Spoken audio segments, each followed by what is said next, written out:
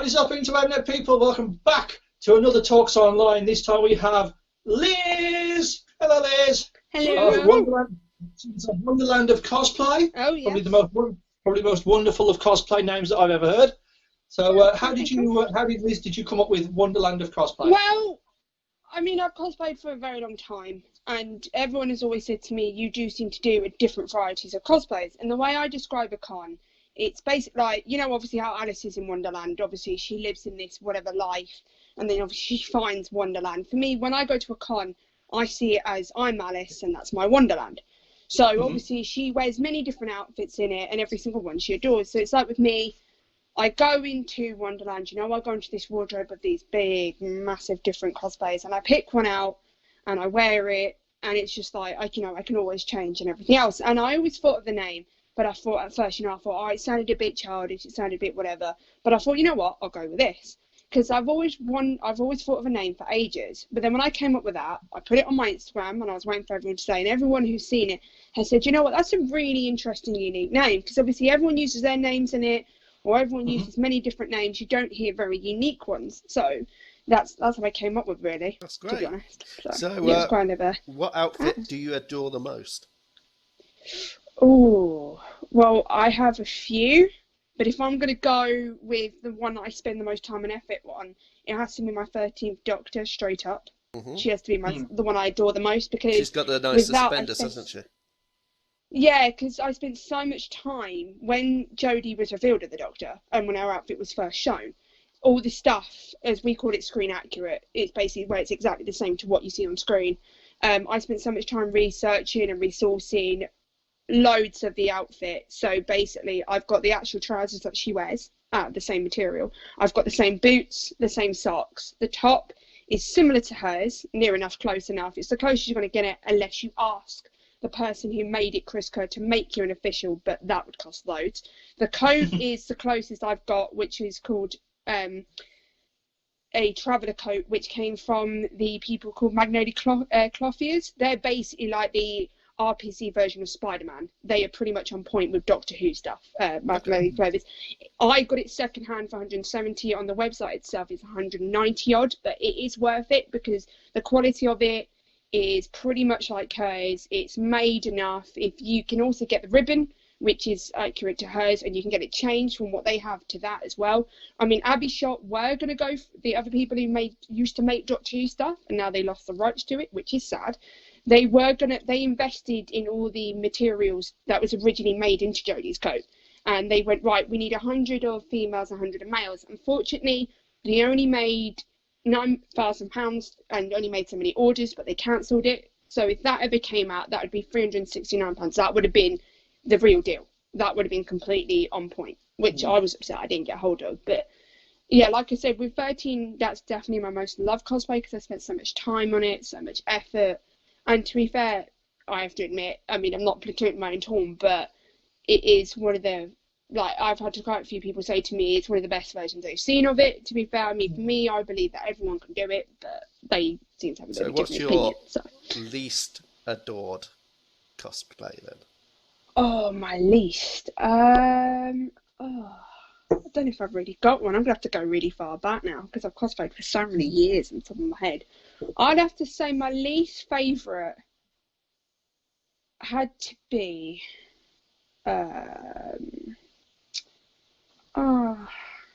this is a tough one, you know. It's a shame your cosplays don't have feelings, you know. Yeah, I mean, I'd have to... It's more between my Harley Quinn cosplay from Suicide Squad and my Attack on Titan cosplay of Misa. The reason why I'd say those two are my least adored is not the fact that I don't completely get the character of the costume, it's just parts of it was annoying to wear. The shorts would get tangled to my... because it was sequin shorts, you've seen how they are in the movie Suicide Squad. They used to get tangled to my fishnets, and it would be complicated, and they used to hurt me all the time. And then wearing the heels was a pain. The wig just wouldn't do what it was supposed to do.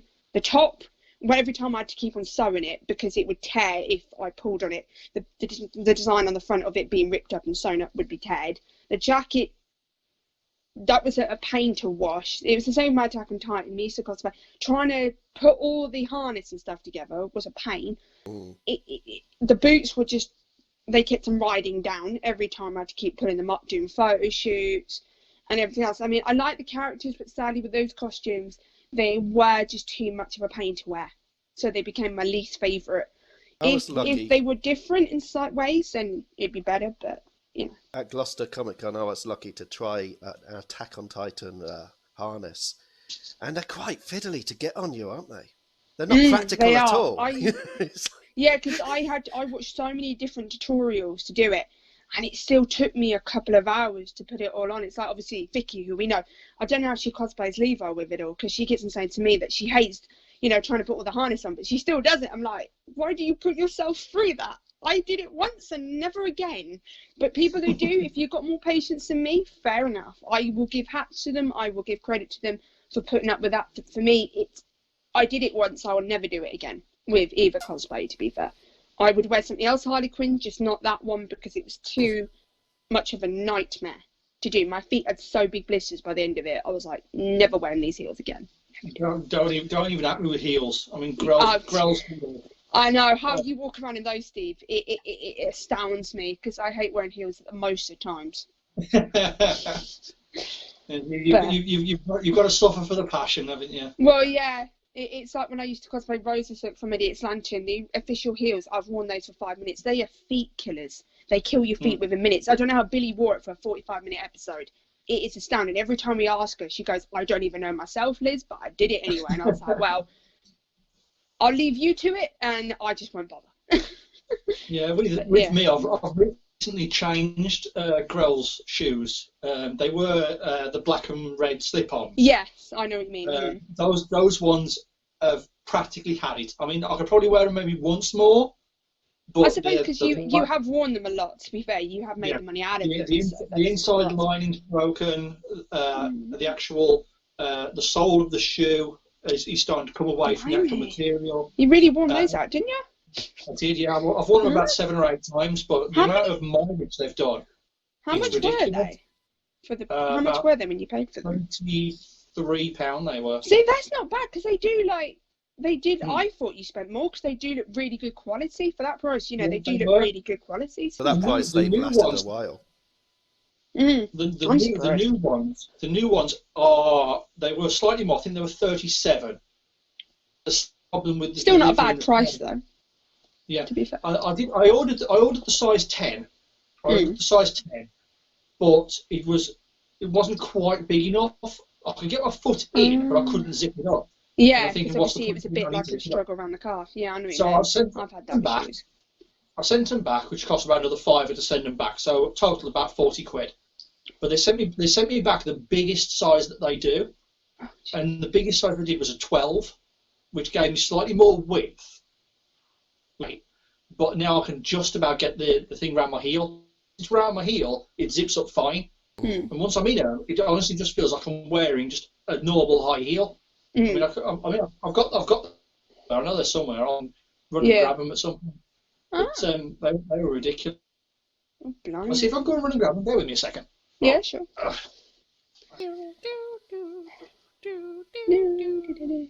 5 hours later.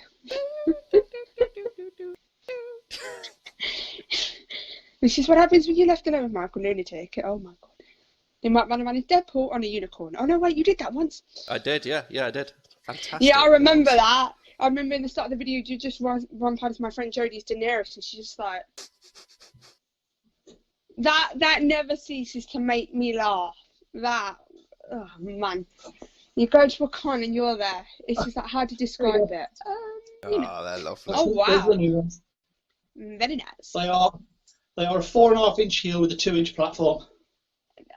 And the problem is I couldn't get my foot there to zip that up.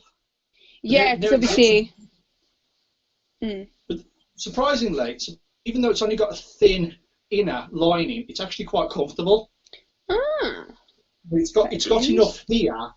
It's got enough stretch there where I can put a liner in, so I can actually make it more comfortable. Yeah. You know, if Will didn't wear high heels, you'd probably be a lot more comfortable, Steve. I know. Why is it I pick cosplays that always ruin my feet? Because you like him. Because you'll do it. Because you like the character and you'll do it. No matter the fact. It's for cosplay. You put yourself through it. I mean, if you watched one of the previous episodes, I talked about me walking around in Jiraiya's sandals, and they were a nightmare. I've seen you wear those, yeah, when you and Helen do Naruto cosplays, yeah. Because I remember asking you, Connor, how the hell do you wear those things? Because you gave me a face off, you don't want to know, love. Too much exactly. of a story. I was dead that day. I did the same face when I wore my Harley Quinn ones. Everyone was looking like, how do you wear them? I was like, you don't want to know. I mean, these things aren't far off a Harley Quinn type heel. Yeah, because I know she wears different type of heels. She wears shorter ones with her dress to shoot, and then she wears those ginormous Adidas, like altered trainer shoes in Suicide Squad, and then she wears shorter heels and Birds of Prey. I'm like, are you just going through a heel crisis, love? I mean, to be fair, in Suicide Squad, the outfit Harley Quinn was made to wear, Margot Robbie wasn't happy with having to wear that because the spikes would get in her face all the time. She just felt like she had too much skin exposed. It's why she had such a good impact in Harley Quinn's outfits in Birds of Prey, as you can see. Because people were wondering, I bet Margot Robbie loved when she won Suicide Squad. If you actually ask her, no. She didn't get any input in the costume. She was told, you must wear this and you must wear this. And she kind of described it as like a Barbie doll version of Harley Quinn. Because the way she's all presented, it's like a Barbie doll on the way for the Joker. But in Birds of Prey, you know, she wears whatever, and to be fair, I do prefer what she wears, and that it's much more comfortable. Because obviously, when you wear the nightclub dress, it's nice to wear with your Joker, but you get unwanted attention, you get people being weird, and then when you can wear the stuff from Birds of Prey, they can't go like this at you. It's like, you know, bye. You guys. I mean, I haven't actually worn these boots for any length of time just yet. I mean, I'm waiting until probably maybe next year. The coronavirus has ended. Yeah. Yeah. I'll probably wait until next year. I've got other cosplays that I want to do first, but then I will bring Grell back with the new boots. Hey. You both have experiences on my list with being uncomfortable in some of your cosplays. Yeah.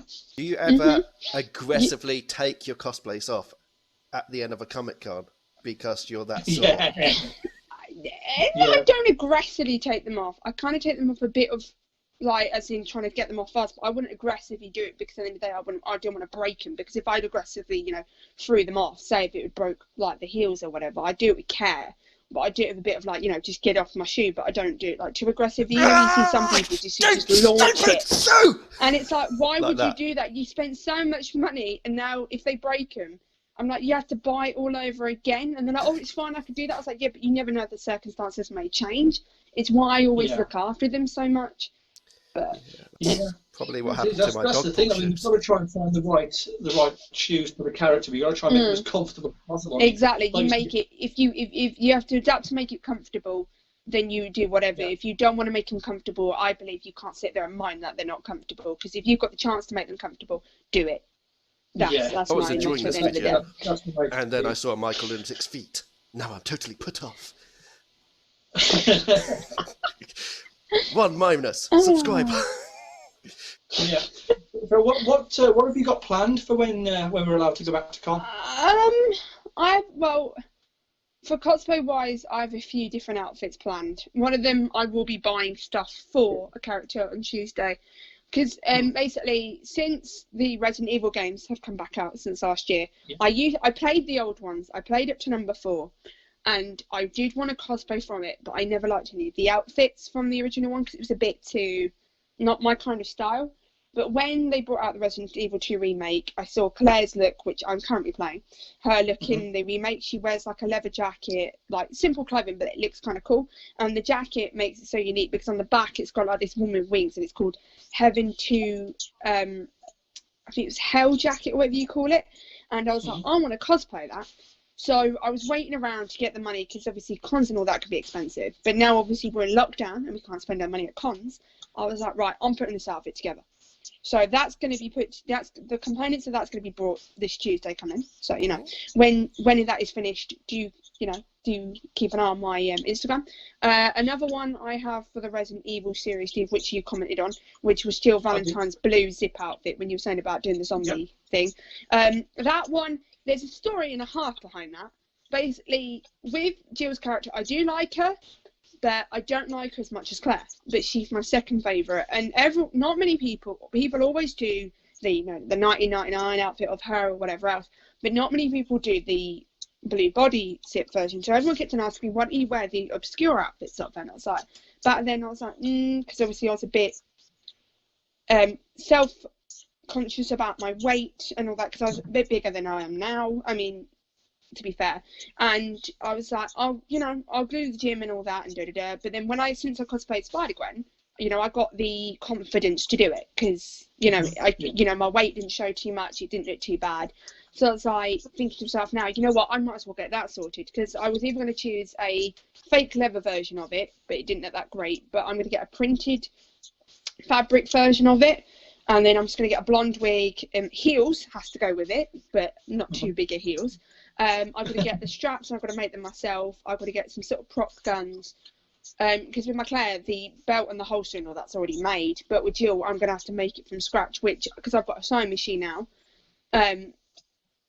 it's easier to do it. Another cosplay from it as well, from Resident Evil, I want to do is Claire's outfit from one of the animated movies called Resident Evil Degeneration.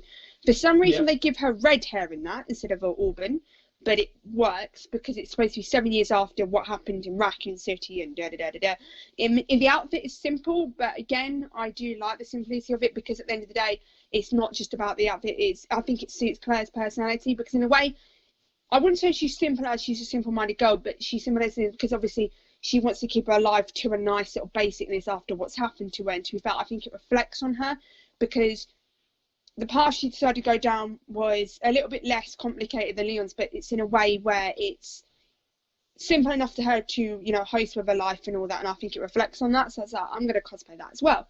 So, to be fair, like, most of my cosplays I've got at the moment to do are Resident Evil, because of the fact of I'm a big fan of it, and I've been wanting to do gaming, cosplays for a while. I did do Kingdom Hearts once, but I wasn't too happy with that. And to be fair, I tried it once, it wasn't my thing. So I was like, I'll go into more. Did you have a other big ones. key plot for another cosplay?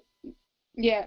Well, I did have a key. Yes, AJ, my partner, he brought me a key at a con, which I do have in my dad's room, because that's where I keep all my cosplays. It's a foam made one, because we can't carry the metal ones, because obviously at cons they have certain rules and regulations. AJ does own a metal one at home, but obviously that can only be for show purposes.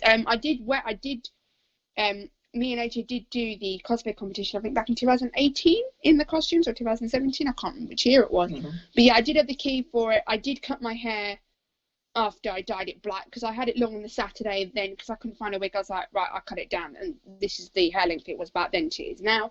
The cloak was not horrible to wear, but it made me feel sweaty, and I got my cat meowing behind the door. Thank you, Russ. It was a bit much to wear, because at times it would feel baggy, and then at times if you tried to sit down it would feel tight, and that's why I just never decided to wear it anymore. And the fade chains got too tangled. It's why I'd never redo it. So now I just keep outfits where if I have to wear something around my neck or whatever, it's apart from necklaces, but I don't want to wear anything that could get too tangled around me and all that. Yeah. So it's why I'm keeping stability. Another cosplay, I do have some more 13 cosplays for Jodie's many different outfits of variants of hers I do have on the line. One of them is from series 12 called Orphan 55. It's a jumper. It's basically similar to what she wore in the not so good, well, badly, poorly written New Year's episode, where she wears a short blue t-shirt with a transfer on it. What they did was they thought, right, we'll do that, we'll make it as a knitted jumper. So I'm thinking of getting one of those as well, but the jumper in itself just costs loads of money, so I'm just going to get one made finally when I can, when this is all over. So I do have many different cosplays to get done for obviously when cons come back, because as much as I like what I've got at the moment, I kind of want to get a Doctor Who a bit, and obviously explore so many different other genres or cosplays that I want to do, really. So I've got a few. That's good. That's good. As long as you keep yourself busy. Yeah, of course. I mean, some of my supplies for my Ghastly Marvin turned up today, because of the weather. Because the weather being windy, I didn't want to go out and do any spraying, so I'm going to leave it for a couple of days. Wait for the weather. Yeah, I don't blame you. So hopefully I'll have him done probably by the end of the week. Well, the end of the week, start of next Don't week. forget to post photos. I'm certain that I'm probably going to. Yeah, But, that's the furthest you can do at this moment in time. Yeah, I mean, there's only one slight issue with him that I'm going to have to look into, and that's the actual morph suit that I'm wearing. Yeah. Just below the zip at the small of my back, there's a very, very small tear starting to happen. I just want to try and sew that back up. I have the issue with that with my spider gwens. It's like where you try and zip it up. I don't know what it is. They sew everything else up perfectly, but it always seems to be where that bit is. It always seems to tear. And it's weird because it's not a hard stitch to do. It's just a triple stitch on a sewing machine done twice to keep it in place. That's all it is. It's not that hard. Because I've managed to do it on my sewing machine. Hopefully I'll get the majority of that done. And like you said, obviously I've got that Wesker that I want to do. I'm not sure if I'm going to do him in the suit or if I'm going to do him in a lab coat, because obviously in the story he's both the mission. I suppose do whichever one you feel more comfortable with first, and then transition yourself to going, right, this is what I want to do next. Obviously. I mean, the thing is, the only difference between the two is, like, do I wear a suit jacket or do I wear my lab coat? It all depends on what I want to do, because I'd rather do the CEO version or the lab tech version. It's the same sort of thing. You could wear both, take both coats. One in the morning, one in the afternoon. Even just change. So if you've got too warm, you can change to the lab coat, and if you've got too cold, you can change back into the jacket. And the only thing that I'm going to have to do that I'm going to have to double check, obviously with my employer, is if I can actually dye my hair. Because I should be able to, as long as it's not like a garish colour. Yeah. And obviously, as long as it's like a dark colour and it's not too like bold in your face, then you should be fine. Yeah.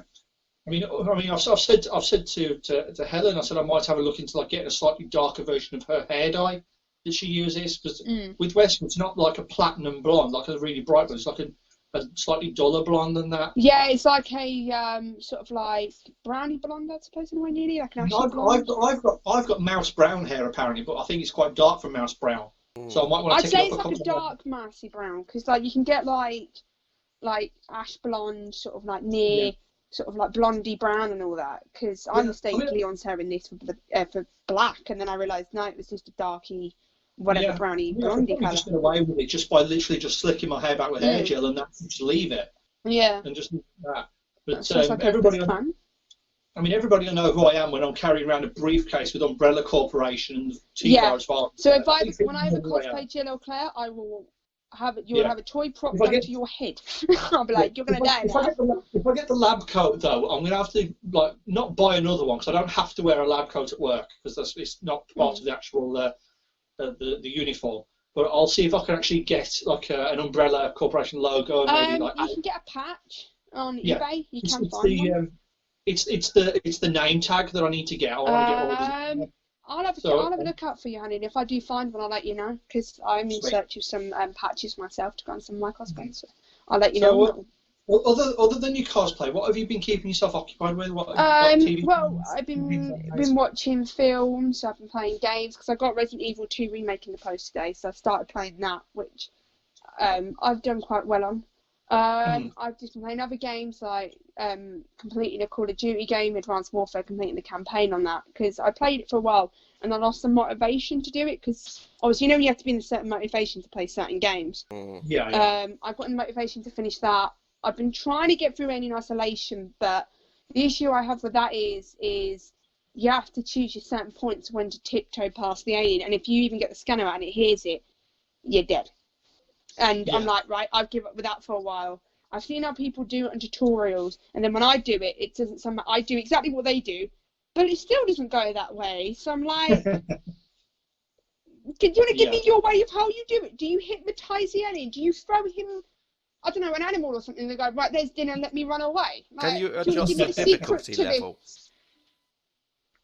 Well, you can, but even when you adjust it, the alien still uses its senses and all that to come and get you, because the whole point of it is, even when you have to tiptoe past it instead of running, because it can hear you. With an alien, with a xenomorph, they're the perfect organism for so many facts of being. They've got very good senses. They have very good smell in a way. They're just you can't really outbeat it. You can try to, But it's also in the game, it's about the timing, because the thing is, when it goes into another part of the room, you have to go into another part before it comes in, and you have to do what you have to do and then get out in that time, but you cannot run at the same time. You can choose to hide in a locker, but if you get the scanner up to see if it's in the room, and then if you're too busy using the scanner and the alien comes in, you're not even noticing, it will hear the scanner, even from a little bit away, it will hear it if it's right next to the door of that room. Sounds So terrifying. it's all about the timing you have to do to kind of, yeah, it is terrifying. They're thinking of putting the game onto VR, and I was like, my friend screams enough and she has the alien come out her face on TV, so she plays that. I think she's just going to be needing, she's going to need to change in her underwear every 5 seconds, I think. I mentioned that in a couple of interviews ago when I did Resident Evil 7 on VR. Oh, yeah, the Biohazard. Yeah, so many people said about there's this one bit where there's somebody just, you don't expect it, and the next bit you turn around and it just comes out and you're like, oh my god. It's bad enough on the normal Resident Evil games, they need to make, wet your pants, and with that, it'll just make it worse. Yeah, that's true. I mean, I will do it one day, but I'll have it on no sound, so then at least I don't hear it, I just see it. So it won't be much of a heart attack, but I will attempt it when I do have the balls to do it. Yeah. I think a lot of the games nowadays, especially ones that are getting transferred to VR, they're getting so realistic. You start losing, it is like... your senses. Yeah, it's like, it makes you feel like you're in the room. It's like, I tried the demo for the Doctor Who one, which is Jodie's doctor in it, and at one point you do have her stand next to you, and it makes you feel like, you're standing on the TARDIS, so I literally felt like I was sitting down, and then next minute I'm in this TARDIS, I'm like, yeah, what? I was mind blown, and then to have this silly stand next to me, I was like, I can't seem to grab you properly, but I was like, it's the closest I'm going to get to Jodie Whittaker at my moment in my life. But it literally felt so amazing to be like, you're being this companion. It's the closest you're going to get to ever have that on. And to be fair, when I finished it, AJ and the other two people having me, which was Mike and Nath, said, right, she's going to go on about it now, just throw for 3, 2, 1. I went, wow, that is amazing. They were like, told you. And I was like, well, what do you expect me to say? It was like a really, you know what I mean? Everyone talks about how good it is, but obviously you wait to find out for yourself. But then when you actually do it, you're like, I can see what people are saying, because it's mind-blowing. It's just lost for words with those kind of things. I'll always remember the first time I went on VR. It was that Star Trek Bridge Command. Oh, yeah, I know which game you're on about. I've heard so many people say about that. I played that, and the team I was with, my friend Luke, I was stupid enough to ask if I could drive. And yeah, I can't drive a starship. You destroyed it, didn't you? No, I scratched the paint. That reminds me of the scene from Galaxy Quest. Was it USS Enterprise or something? No. It was the one for the actual story. But we were going through an asteroid field, and I scratched the paint. Oh, right. Because I thought you've seen Tim Allen's Galaxy Quest film? In it, to be honest. Yeah, Luke yelled at me for scratching the paint. I don't blame him, because you do not ruin a starship. Yeah. Especially if it comes from, them. I know. It's a good game. It's a good game. If you ever get that technology, Steve, I will not let you go near that. I will never let you fly it. I wouldn't be a helmsman anyway. I'll go to a Star Trek club, and in this Star Trek club I do have an official rank and title. Oh, what is your rank and title? I'm Lieutenant Commander, and I'm head of Science and Technology. Oh, cool. To be fair, I'm part of a Star Wars group called USS Nesby, because they go to cons. I have a rank and a whatever. I think I'm one of them puts me second in command, and I was like, why would you put me second in command for? They're like, that's pretty much similar rank to what I've got. Yeah, because they're like, why am I second in command for? And they were like, oh, because you're quite shouty, and when you get people to listen to you, they would. And I was like, all right, I'll give you that. Yeah, and then someone puts me as a science officer in a way, and I was like, but why? And they're like, because of you, watching Doctor Who and all that, and you know a bit about space travel. And I was like, okay, you've pretty much got the same rank and job as me. Yeah, I know, right? It's good, isn't it? I mean, when I went to ages ago, I went to Hyde Park for this thing called Star Trek Adventure, and I went there, and they had the Enterprise D bridge all set out, and everybody from our club went and sat at their stations. Oh yeah, I think go on. So obviously we've got the captain and the first officer of the club sat in their chairs. You got me literally right behind Tactical, because we got the security officer at Tactical. They got me right behind them, and I was working on, I think it was Engineering Station 2. I think I was working on. And the thing is, though, the people who ran the set, they didn't tell us that they were going to put a Borg attack simulation on screen. So we had to do a Borg simulated attack. Good luck with that. Brilliant. I was there pressing buttons, like rerouting power to different systems. But did you all get we decided to just book it. We just went to war, and that was it. I think years ago, when I was about 5, as I remember, we went to like a similar thing. I think it was like a Star Trek thing. We went on the set. I think it was supposed to be the USS Enterprise, the one obviously Patrick Stewart and his team fly. Because my brother sat in the captain's chair. My dad gave a look of, and then I sat in Data's chair. Because my dad is a fan of Picard. You know, he's a big Star Trek fan, hence where I got the love for it from. And I sat in Data's chair. And there was a few people around us, and my dad just made the joke of something along the lines of someone just went, "Oh no, that our hands are in the life of a 5-year-old child. God help the world." I was like, yes. But you know, I mean, I do like the TV shows and all that, and the films, but I do like the newer ones more because of the fact of I have met Zachary Quinto at LFCC last year. He was such a nice man, even if it was only a minute and a hug, because I panicked. And what I was going to say to him was, you know, you're a big inspiration about, you know, feeling comfortable in your own sexuality and stuff like that. Because me, I'm bisexual. It is known to people. And, you know, for him, he was like a role model because of the way he came out after, I think it was after a child committed suicide due to all that. And the way he came out and the way he told his story and everything else, it was so inspirational. So when I went to meet him, I was going to put him in a speaking English word of it, and then when I came out of it, it just came out as blah, blah, blah, blah, blah, blah, blah. And I was like, that wasn't supposed to happen. But he still gave me a hug, and he still said, well, I'm glad I inspired somebody. And you know, and everything else. He said like and he said, I see you people as an inspiration to me, because he said people like who you were gave me the confidence to come out, and also because I saw what happened, it also gave me a bigger booster to come out because of the fact of being it's an important thing.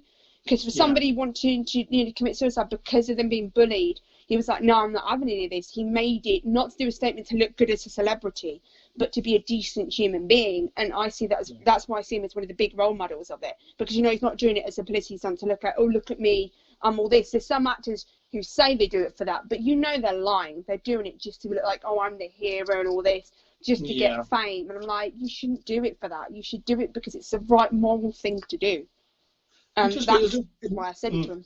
It'd just be nice to be in a society just in general that just accepts other people as they are, and that's it. But I think that's what it is with the cosplay community. You meet so many, unfortunately you do meet some who are not like that, but a majority of them so much are.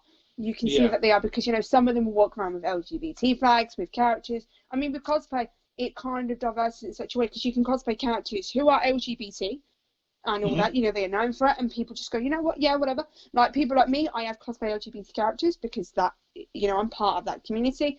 You can cosplay you know, you can do whatever, to be honest. It's so welcome. It's like you can be a, you know, sort of like a thinner person. People don't care, you know, about the weight, the height, the colour of what you are. At the end of the day, it's something you can enjoy.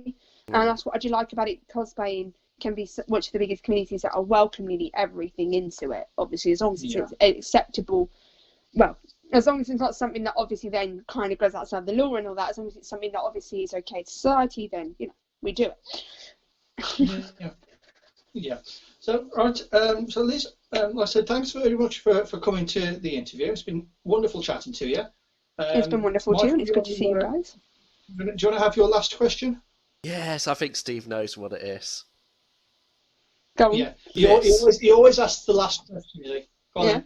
If you had a question for the audience watching this, what would it be? Ooh, that's a very good question. It might be a bit two-parted to the question. I mean, first part of the question would be, if you could wake up as a character in a film, what character would it be?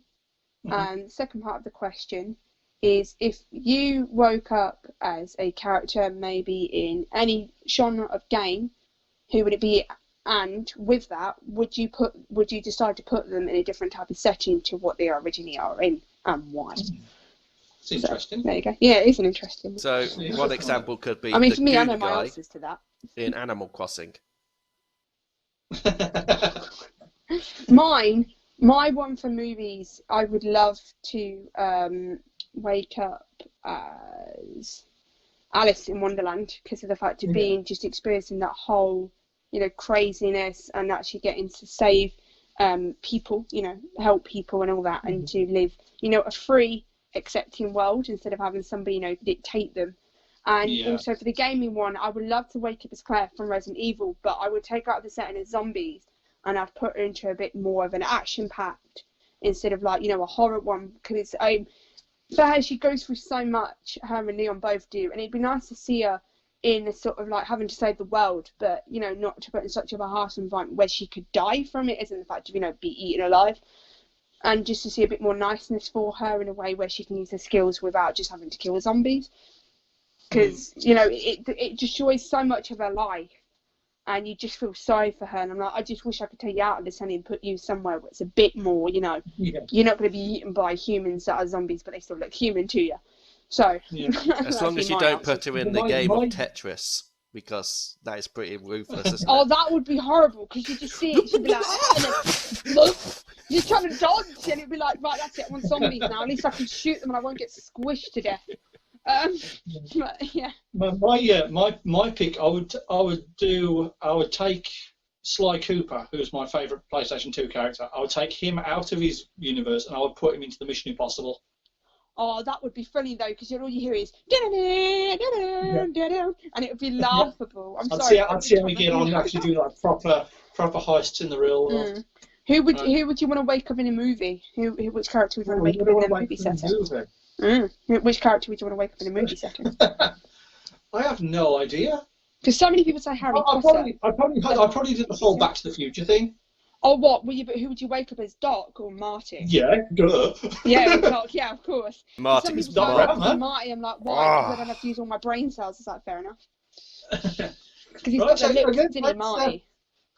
Well, thank you to Liz for joining us. Hope you've enjoyed yourself.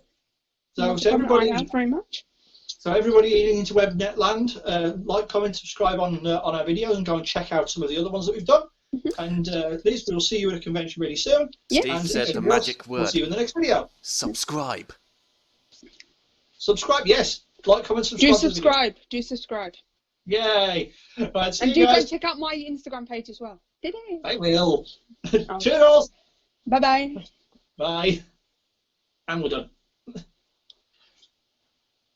Oh, Michael just likes staring right into people's souls.